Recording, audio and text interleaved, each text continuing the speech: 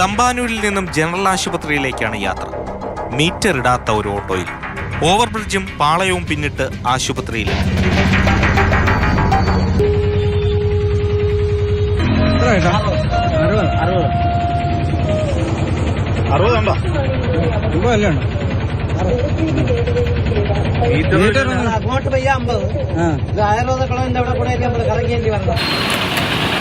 ഇനി ഇതേ വഴിയിലൂടെ മീറ്റർ ഇട്ട് ഒന്ന് ഓടി നോക്കാം.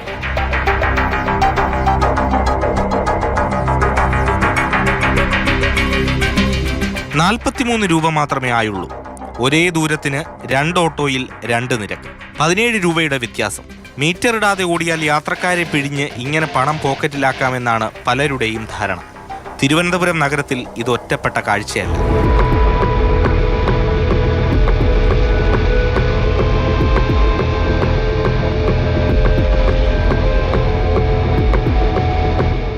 മീറ്റർ ഇടാതെയുള്ള ഓട്ടോറിക്ഷകളുടെ സവാരി അവസാനിപ്പിക്കാനാണ് മോട്ടോർ വാഹന വകുപ്പ് അടുത്തിടെ ഒരു ഉത്തരവിറക്കിയത്. മീറ്റർ ഇട്ടില്ലെങ്കിൽ ആ ഓട്ടം സൗജന്യമായി കണക്കാക്കണം എന്ന സ്റ്റിക്കർ പതിക്കണമെന്നുള്ളതായിരുന്നു ആ സർക്കുലർ. പക്ഷെ പിന്നീട് അത് റദ്ദാക്കപ്പെട്ടു. യാത്രക്കാരും ഓട്ടോക്കാരും തമ്മിലുള്ള വഴക്കൊഴിവാക്കാനാണ് ഉത്തരവ് റദ്ദാക്കിയത്.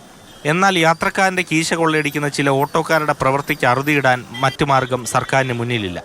മീറ്റർ ഇടാതെ സവാരി നടത്തുന്ന ഡ്രൈവർമാരെ തൊഴിലാളി സംഘടനകളും എതിർക്കുന്നുണ്ട്. എന്നാൽ നിരക്ക് വർധന എന്ന ആവശ്യവും മുന്നോട്ട് വയ്ക്കുന്നു.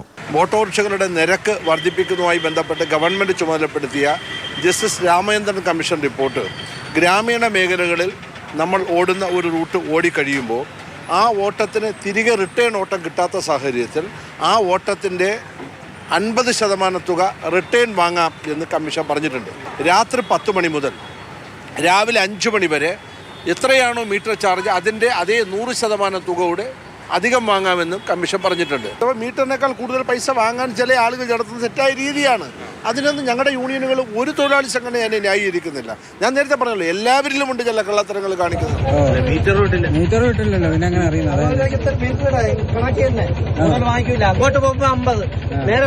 മീറ്റർ ഇടാതെ ഓടുന്നവർക്കെതിരെ കർശനമായ നടപടി ഉണ്ടാകണം. ഒപ്പം തൊഴിലാളികളുടെ ആവശ്യങ്ങളും പരിഗണിക്കപ്പെടണം. സുധീഷ് തിരുവല്ലയ്ക്കൊപ്പം AK Stephin, Mathrubhumi news, Thiruvananthapuram.